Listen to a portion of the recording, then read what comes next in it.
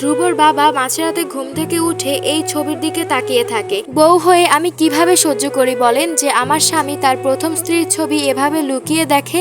তাই ছবিটি আমি ধ্রুবর ছাদের ঘরে লাগিয়ে রেখেছি। ভেবেছি মায়ের ছবি দেখলে ধ্রুবর রাগ একটু হলেও কমবে। এখন দেখছি আমি ভুল ছিলাম।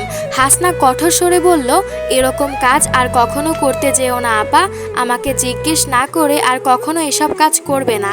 শালুকের ভীষণ মায়া হলো ধ্রুব ভাইয়ের জন্য। একটা মানুষ মনের ভিতর কত যন্ত্রণা লুকিয়ে রাখে তা আমরা বাহির থেকে কি একটুও বুঝতে পারি? মা নেই, বাবা থেকেও নেই, একা জীবন যে কাটায় তার কষ্টের গভীরতা কে মাপতে পারে?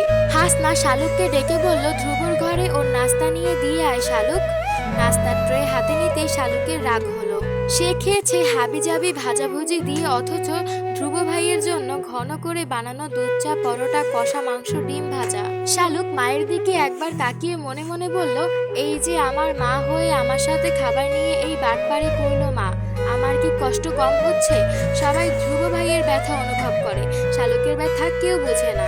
অভিশাপ দিলাম ধ্রুব ভাইকে, এই খাবার খাওয়ার পর তার পেট খারাপ করুক, যাতে বাথরুমেই তার থাকার ব্যবস্থা হয়, স্যালাইন ছাড়া আর কিছুই যাতে খেতে না পারে।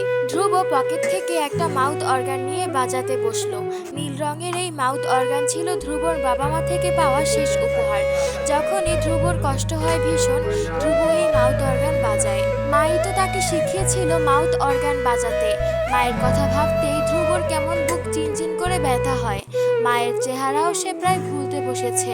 আজকে দেখে আবারও মনে পড়ল, আচ্ছা, একটা জীবন তপস্যা করলেও কি ধ্রুব আর তার বাবা মাকে এক বন্ধনে আবদ্ধ করতে পারবে? শালুক রুমের দরজার সামনে দাঁড়িয়ে শুনতে পেল ভেতর থেকে একটা খুব সুন্দর সুর ভেসে আসছে।